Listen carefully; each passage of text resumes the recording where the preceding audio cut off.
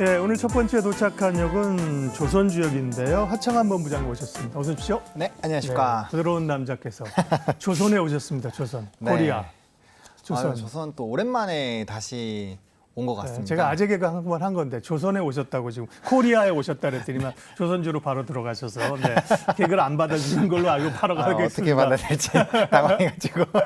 조선도 그동안도 얘기 많이 했잖아요. 그죠? 그렇죠. 좋게 네. 많이 봤었고 네네. 좀 싫은 듯하면서 또 가고 사실 그게 어쨌든 주도주로서의 좀 면모가 있는 거잖아요. 그렇죠. 기본적으로 조선주에 대해서 시각이 좋은 이유는 지금 어디 있는 겁니까?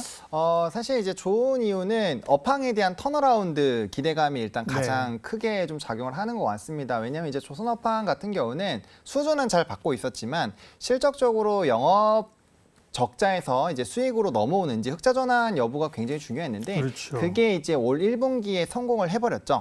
이번 실적 발표에 이제 성공을 하게 되면서 조금 더 좀 기대감이 형성이 될 수 있는 상황이고 사실 이제 조선업의 호황이 된 계기는 좀 국제 회사기구가 아닐까 싶습니다. 그래요? IMO 2020이라는 그 국제 회사기구의 약어가 이제 IMO인데 네. 거기서 2020년에 이제 규제를 시작을 했죠. 황산화물에 대한 비중을 3.5에서 이제 0.5까지 줄이는 그게 나오면서 이제 노후 선박들이라든지 기존의 조선들이 스크러버라는 탈항 장치를 착용을 해서 사실 진행을 했는데 이게 가격적인 부담감도 상당히 좀 있는 상황이고 모양도 좋지 않아요. 그리고 이제 바다에다가 이 오염 물질을 뿌리기 때문에 항구에서 이제 입항을 거절하는 이 사유들이 많이 발생하게 됐거든요. 그러다 보니까 이제 LNG 선에 대한 이제 교체 이런 피크가 시작을 했고 우리나라 같은 경우 특히나 이런 고부가선에 대한 기술력이 굉장히 좋다 보니까 관련된 부분에서 수주를 좀 싹쓸이하는 기조들이 많이 있었죠. 근데 이 국제회사기구가 지금도 이 규제를 굉장히 강화를 시키고 있단 말이죠.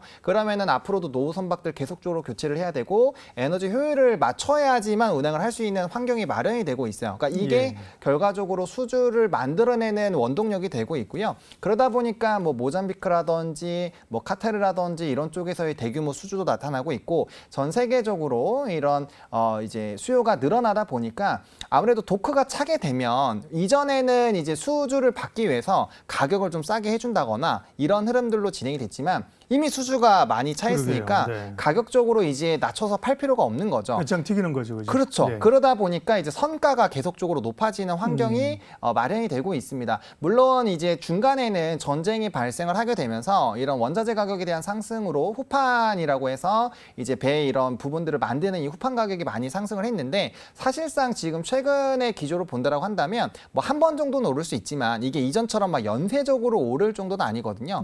그러면은 이제 배 가격은 계속 오르고 있는데 원자재 가격은 일정 부분 좀 한정이 되어 있는 이런 움직임으로 되고 있다 보니까 굉장히 좀 긍정적이고 앞으로 이런 좀 밀려있는 수주들도 많고 조선업이 한 4번 정도 나눠서 장부가로 반영이 되는데 이게 점진적으로 반영이 되고 있고 이게 후반으로 갈수록 이 금액이 커지거든요. 그러니까 앞으로 장부가에 반영될 것들이 상당 부분 많은데 지금 23년까지 쌓아온 수주량들을 보게 되면 굉장히 아직 많이 남았다라는 거죠. 그리고 앞으로 바뀔 것도 많기 때문에 이러한 부분들이 조선 업황을 굉장히 좀 좋게 만드는 요인으로 작용하고 있다라고 정리드리겠습니다. 네, 기본적으로는 실적이 된다는 겁니다. 그렇죠? 그쵸, 우리가 네. 조선주 얘기 오늘 처음 하는 게 아니고요. 그쵸. 그동안 여러 차례 얘기를 했습니다. 뭐 이제 신조선가가 올라가고 네. 과거에 싼 저가 수주 받았던 거 이제 다 털어내고 말씀하신 환경이나 이런 것들로 인해서 1분기 이제 흑자 전환했고요. 네. 연간으로는 흑자 전환할 걸로 보거든요. 그러니까 그쵸. 2분기가 또 중요한 거죠. 네네. 2분기까지 흑자 전환한다고 하면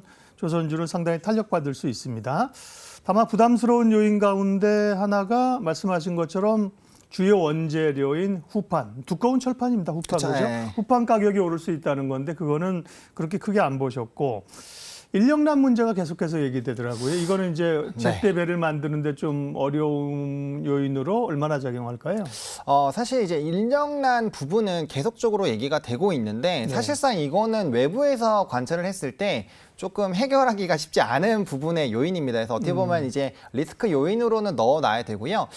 지금 인력난 문제가 계속적으로 얘기가 되고 있어서 아마 24년도까지는 아마도 이런 좀 장부가에는 영향을 주지 않을까라고 시장에서는 좀 해석을 하고 있는데 정부나 지금 기업에서 굉장히 많은 정책들이라든지 이 부분을 만회하기 위해서 노력을 하고 있는 상황이거든요. 외국인 근로자를 좀 받아들인다든지. 그렇죠. 네, 그래서 그런 부분 일단 정부에서 정책으로 도움을 주기 시작을 했다라고 한다라는 네. 거는 일정 부분 정말 우려할 정도의 문제까지 확산은 안 되게끔 막아준다라는 관점으로 본다라고 한다면 뭐 부정적인 부분은 있겠지만 지금 앞서 말씀드린 대로 지금 긍정적인 요인이 훨씬 더 크게 지금 이 업황에 작용을 하고 있기 때문에 뭐 그리고 또 상당 부분 이 이야기가 벌써 나온 지가 좀 됐고 주가에 예. 반영이 되어 있었던 상황이기 때문에 이게 뭐 엄청나게 주가를 좀 끌어내리는 요인으로 작용을 하지는 않을 것이다라고 생각을 하고 있고요.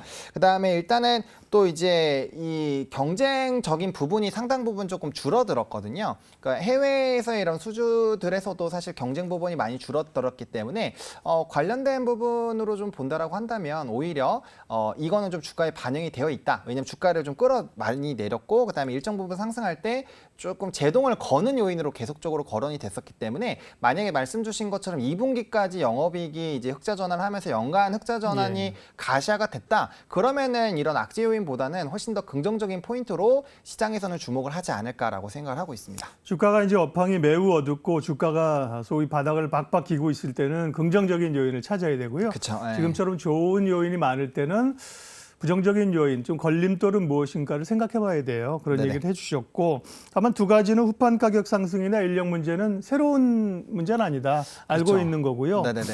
근데 인도네시아가 LNG 수출을 금지하기로 했다. 이것들은 LNG 수출을 금지하게 되면 아무래도 LNG를 실어 나라에 되는 배 수요가 줄 수 있겠구나. 이런 부정적으로 생각되는 요인이거든요.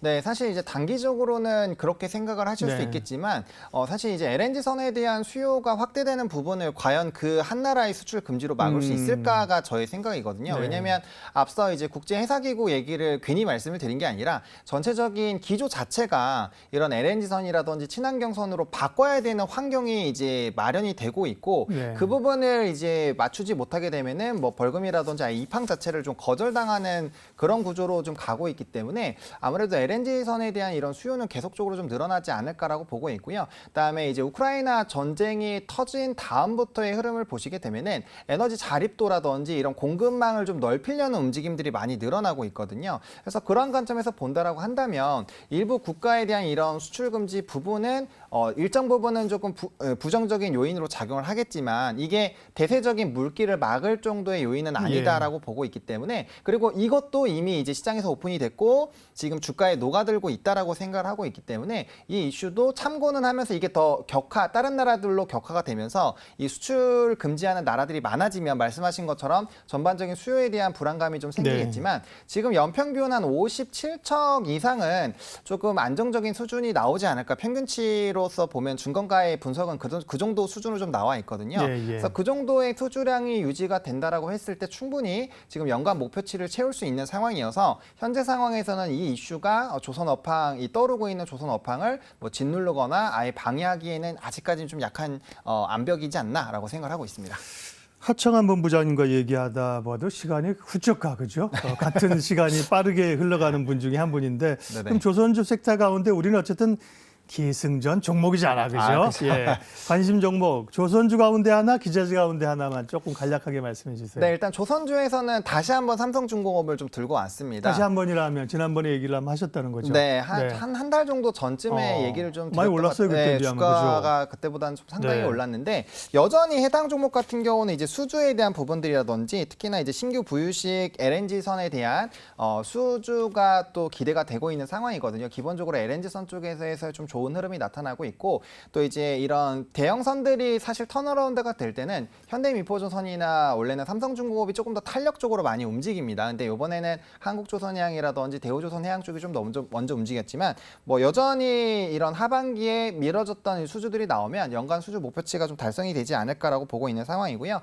기자재에서는 전 성광밴드를 좀 보고 있습니다. 아무래도 피팅 업체들이 이런 조선업황들이 좋아지게 된다라고 한다면 물론 보냉제라든지 이런 쪽도 너무나도 좋지만 네. 일단은 저는 피팅 쪽 같은 경우 해양 플랜트라든지 관련된 수주 기조들도 상당 부분 좋게 나오고 있고 주가의 위치에너지도 많이 내려와 있는 상황이거든요. 그래서 후발로 좀 쫓아가시기에는 피팅 업체가 조금 더 편안하시지 않을까 싶어서 이제 대표적인 업체 중에 하나인 성광밴드를 좀 말씀을 드리도록 하겠습니다. 삼성중공업과 성광밴드. 하창한 본부장님도 삼성중공업을 지난번에 말씀하셨고 지난번에 김종효 이사 말씀하실 때도 제가 이제 그래도 샘성인데 했는데 그때 아마 5천 원대 한 중반이었을 것 같은데 6,500원 정도까지 그죠? 오늘 네. 조선주들이 한 5%, 6% 강세를 나타냅니다. 예, 조선주 이야기 하창한 본부장님과 얘기했고요. 다음 역으로 가볼까요? 이로운 경제 채널 EBC